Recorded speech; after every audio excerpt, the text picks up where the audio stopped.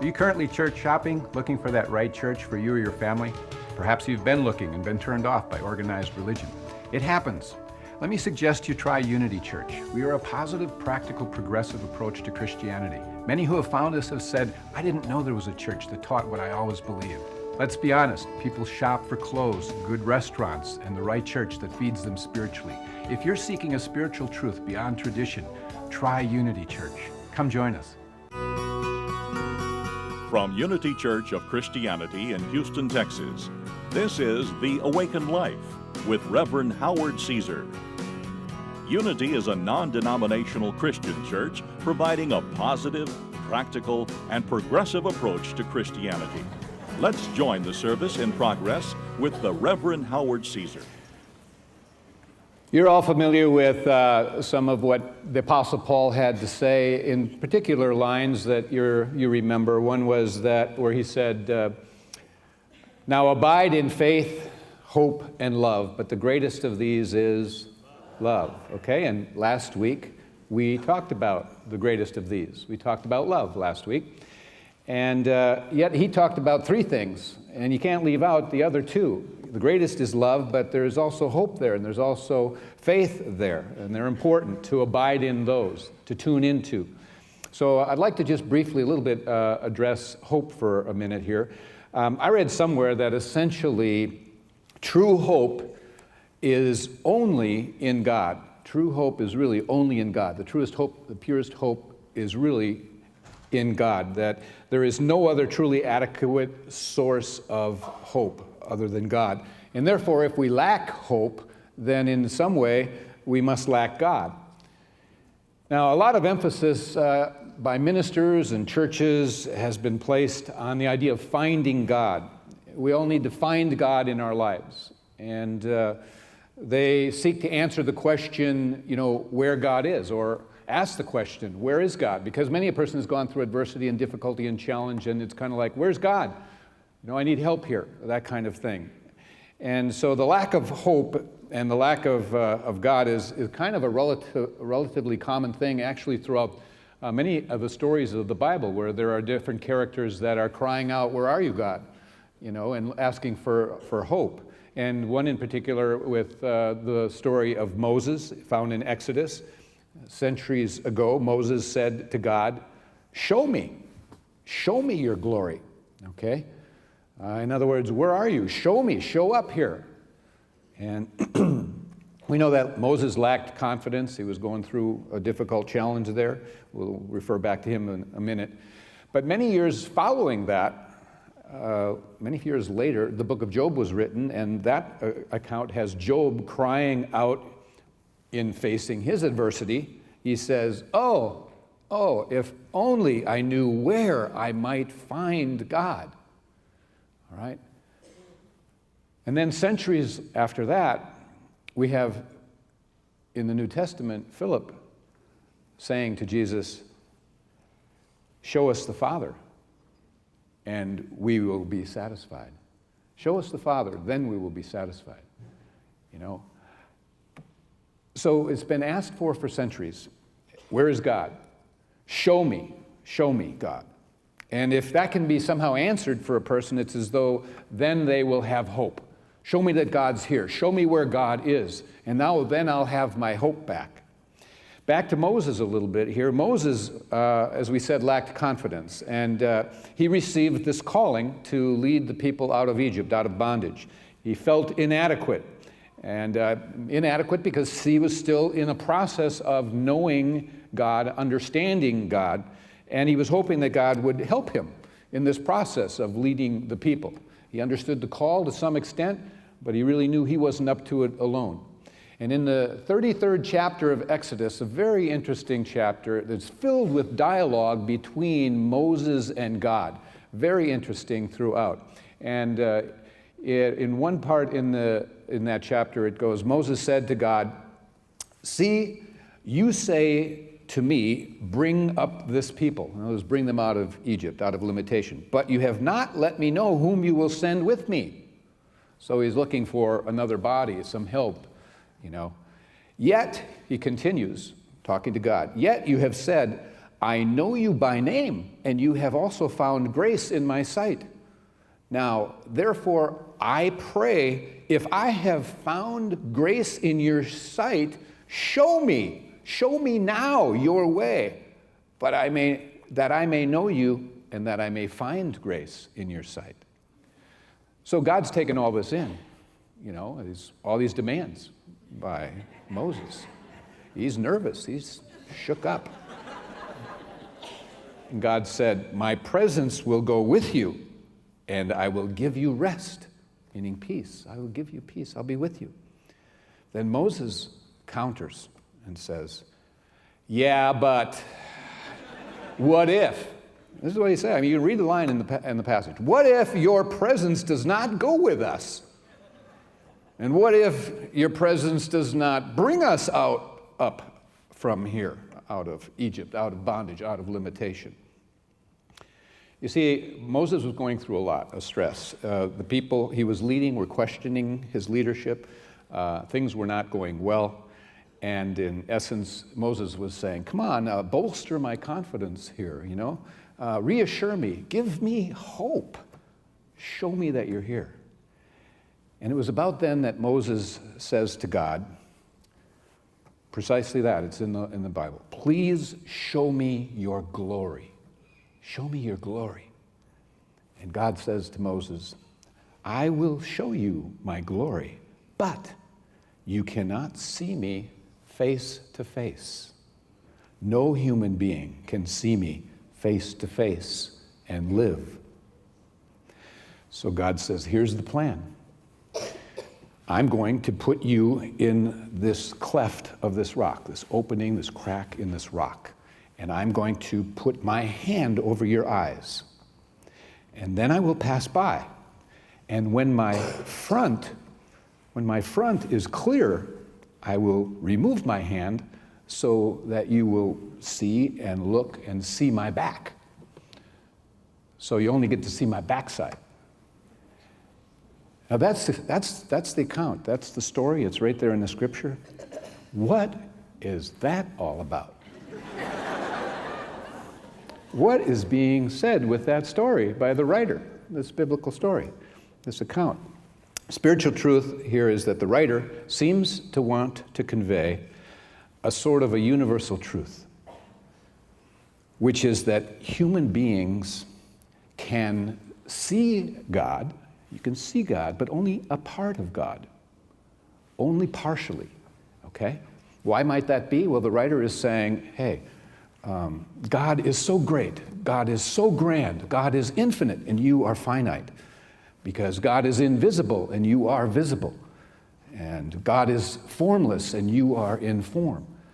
And because God is unlimited, and you reflect and have limitations. At the Oneness University in India that I attend about once each year recently, they said that God is both manifest and unmanifest. They're very clear about this. God is both manifest and unmanifest. But the unmanifest God is not knowable. There is a dimension of God that is not knowable, and they refer that to as the unmanifest. And they said the manifest God is knowable. And the knowable God manifests as a presence and can be experienced as a presence or as light or as the higher self within. We talk about the Christ self being within, your higher self, sacred self, the divinity, or manifests as miracles, manifests as in icons and avatars like Jesus and Buddha, things like that. And the main point that we are making is that we're not able to take in all of God, okay? At least at this time we are not. And human beings basically see and experience God then partially. Bits and pieces at various times. A window opens, a door opens. We have an experience of God that we remember, that we cherish, that humbles us, these kinds of things.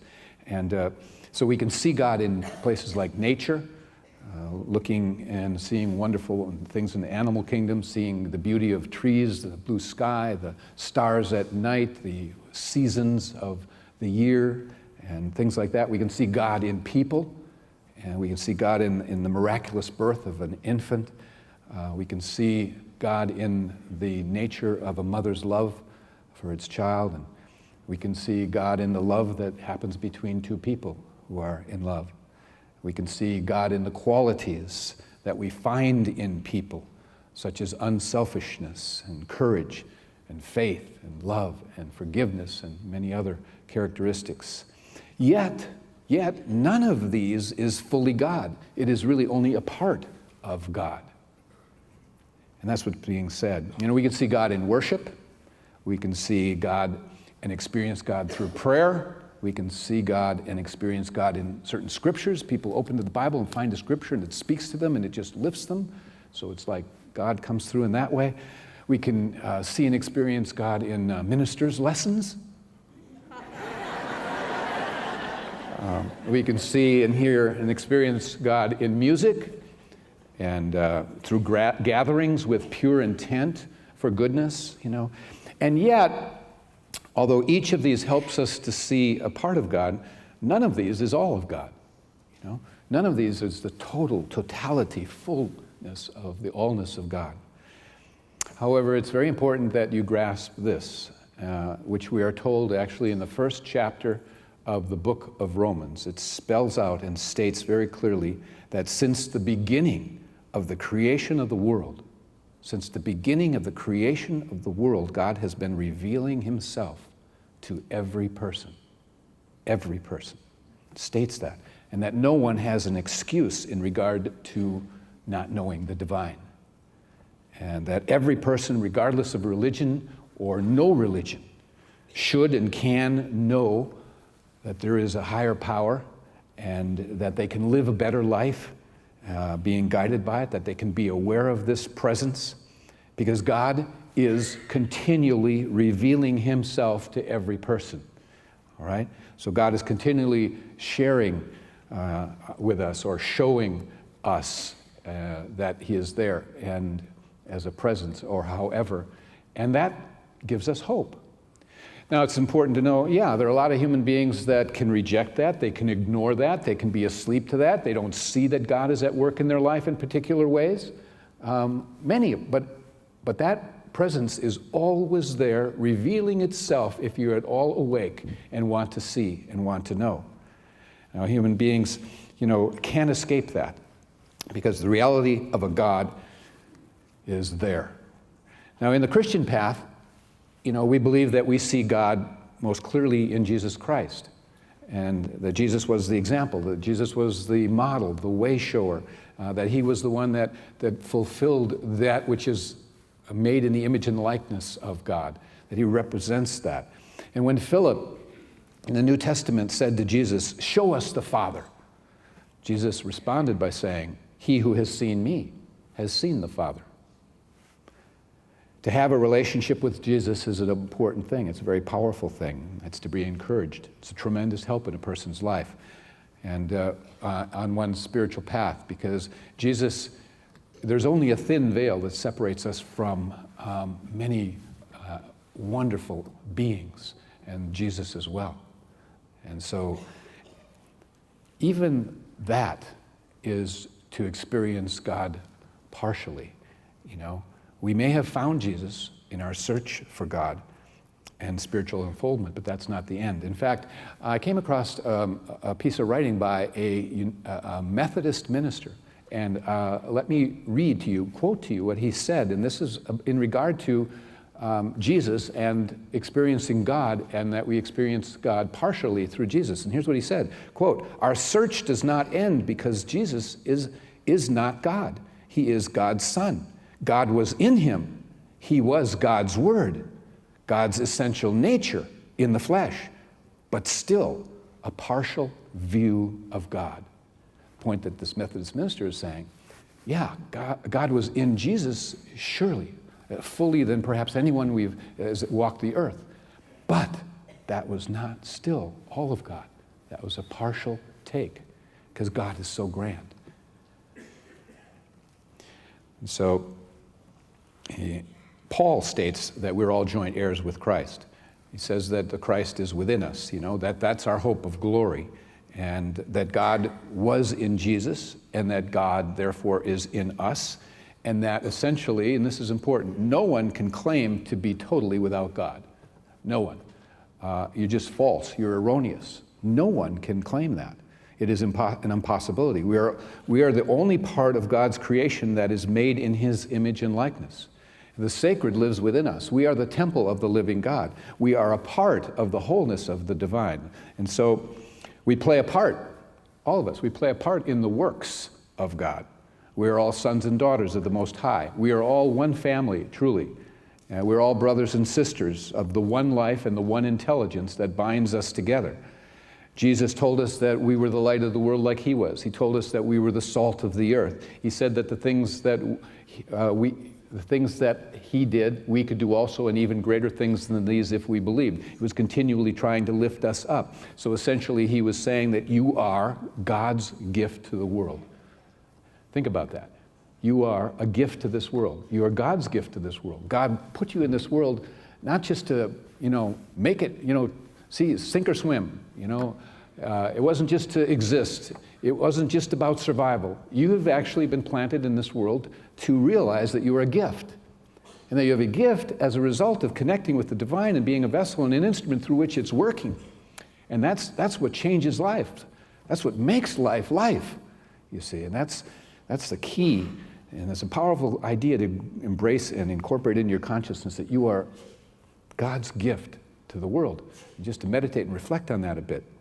It means that you are at that place of living in the world where God is revealing Himself and expressing the activity of His presence through you on a continual basis.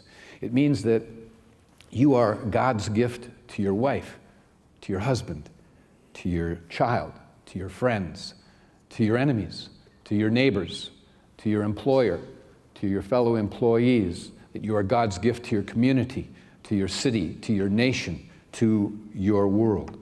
You have a potential to uplift, to bless, to encourage, to heal, to prosper, to bring forth understanding, to bring forth peace and brotherhood and goodness. You have that potential in you. You are God's gift to the world, and through you, God forgives. Through you, God brings peace to this world, love into expression, joy and laughter, all of these things, abundance of goods. You are the only hands God has to work with and where you are in this world. And God needs your mouth even to speak the words of truth to people, words that have the power to bless. God has created you out of Himself in order to have channels of expression, instruments and vessels to pour the nature of the divine into this world. And so now that you know that you are God's gift to the world, I refer to Shakespeare, who said, "To be or not to be, that is the question." So now you know it. Are you going to be it? Are you going to reflect on it? Are you going to show up knowing that, man, I'm a gift. God placed me here to be a gift, And how we respond and react to circumstances determines, if we're going to be that gift. Paul advised us, Apostle Paul, to be strong in the Lord and put on the whole armor of God. And that way we stand up to whatever it is that we may face in adversity. We move beyond some of the cries of Job and Moses and what have you. Life happens today like it happened centuries ago. People cry out. They want help. They want hope. They want God to show Himself. There's a story one of our congregants sent me, true story of a 38-year-old man that she knew well herself, and we'll refer to his name as Tom. And this person kind of wrote this story of what happened to him one day, and he was a person that often seemed to be the right person in the right place at the right time in some ways. Anyway, this occurrence happened where he was stopped at Central Market, on his way home. And he had a duck commander hat on. I'm not sure what that is, but that's what he had. And he was getting out of his truck and there was a middle-aged, what he felt was a obviously wealthy man next to his vehicle, getting into his new Mercedes. So he was getting out, and this man was getting in to leave. And he looked at Tom, and he just smirked, and he mumbled something. And so Tom is a polite guy, and he said, "Can I help you?" And the man just started to go off and vent and just rambled at Tom about his wearing this duck commander hat and his cowboy boots and driving what the man called a ridiculously large truck that's bad for the environment.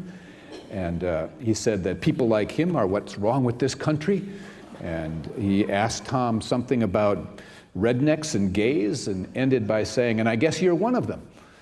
And Tom was left a bit speechless. He had just pulled up and got out of his truck. And after he pulled his jaw back to his mouth, he replied, and this is what he said in his story. He said, "Sir, I'm sorry you have this viewpoint and choose to judge so quickly. I love my God, my country, and my freedom. I love my family.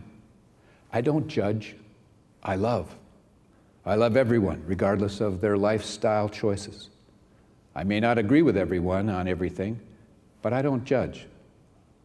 I'm no better than anyone else. And if you want to know what I support, I'll tell you.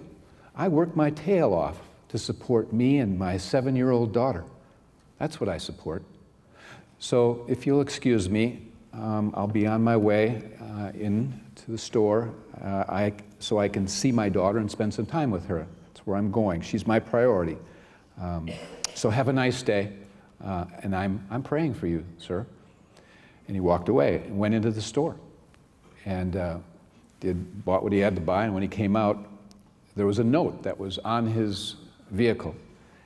And the note read, "I just want to apologize. I'm having a bad day, and I took it out on you. You see, I have a lot of bitterness due to life circumstances. I'm lonely. I could use those prayers you said you'd give. I lost my daughter to cancer when she was 7 years old. So when you said you had a 7-year-old little girl, that grabbed onto my heart. So here's $50," and he had wrapped up $50 inside of the note. "Please take it and use it to take your daughter somewhere special. My daughter, Emily, loved to go to the zoo. Anyway, thank you for speaking to me, and I hope that you and your daughter have many memories together. Sincerely, Hank." Pretty powerful, isn't it? Now, Tom teared up reading that because he got that was sort of a God-appointed situation where he was there for that person, the synchronicity of he having a 7-year-old daughter, this man still grieving the loss and all of what he was going through.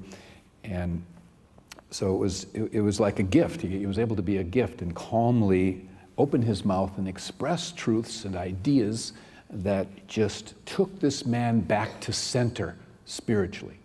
You see, we all have a center spiritually. Life can take us out of balance and we can show up in weird and strange ways. But there is a center, there is a core where God is revealing itself, himself, herself to us on a regular basis. And Tom suggests, as he kind of concluded, he said, you know, it's all about love. We just need to spread more love to one another. And we never know what someone is going through. So we should never be quick to judge. It reminds me of a story in Chicken Soup for the Soul that some of you may recall, and it comes back to me, and it was just a story that puts an exclamation point on what we're talking about, how you can be a gift and you never know. And it's a story about a Mark and a guy named Bill. And Mark was walking home and there was a kid ahead of him that dropped all these things and that he was carrying. He dropped his books and a couple sweaters, a baseball glove and a bat, a small tape recorder and some other articles. And so Mark caught up to him and knelt down and helped pick these things up. And then he had so much that Mark went ahead and said, "Oh, I'll walk with you wherever you're going, you know." And so as they walked toward home, and they got to Bill's home first, and He found out that the boy's name was Bill and that he liked baseball and he liked history and he was having a lot of trouble with his subjects, and he had just broke up with his girlfriend, and he was really hurting. Anyway, they went to Bill's house, and Bill invited Mark inside, and they had a Coke and watched a little TV, got to know each other, a few laughs, small talk. Mark went home. They continued to see each other a little bit at school, have a few lunches, and then they graduated from junior high. And then, as it turned out, they went to the same high school. Went to the same high school. They saw each other. They weren't buddies, but they would have a lunch here and there, and they'd catch up on each other, and they had a friendship. And when it came to their senior year, and it was 3 weeks before graduation, Bill asked Mark if they could talk. And Bill, when they talked, reminded Mark of that day some years back when they first met. Bill said, "Did you ever wonder why I was carrying so many things home that day? You see, I cleaned out my locker because I didn't want to leave a mess for anyone. I had stored away some of my mother's sleeping pills, and I was going home to commit suicide.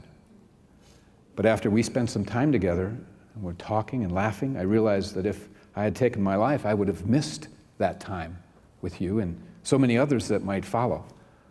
And so you see, Mark, when you picked up my books that day, you did a lot more. You saved my life." And the title of that story is called A Simple Gesture. Simple gesture.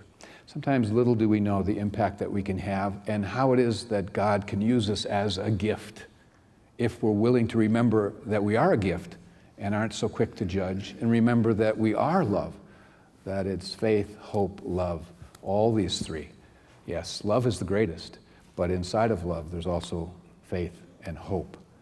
And so John Wooden, a great UCLA basketball coach, no longer with us, he had a philosophy that every day he was supposed to help someone who could not reciprocate. So he'd find somebody who he knew would not somehow be able to return the goodness that he did. And it was sort of his obligation to life, he said.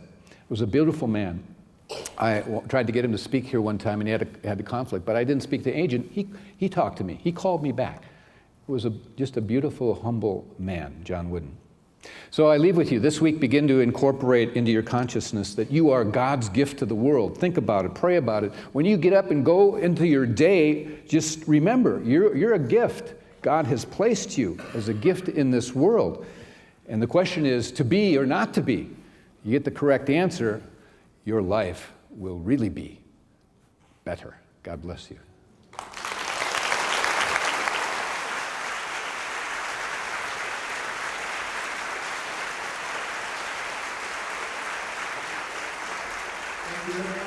Thank you for joining us for today's message. We invite you to be with us again next Sunday. At Unity, we believe that God's presence of love and goodness is everywhere, and that life is meant to be good. You can find out more about Unity and our teachings at unityhouston.org. Are you currently church shopping, looking for that right church for you or your family? Perhaps you've been looking and been turned off by organized religion. It happens. Let me suggest you try Unity Church. We are a positive, practical, progressive approach to Christianity. Many who have found us have said, "I didn't know there was a church that taught what I always believed." Let's be honest, people shop for clothes, good restaurants, and the right church that feeds them spiritually. If you're seeking a spiritual truth beyond tradition, try Unity Church. Come join us.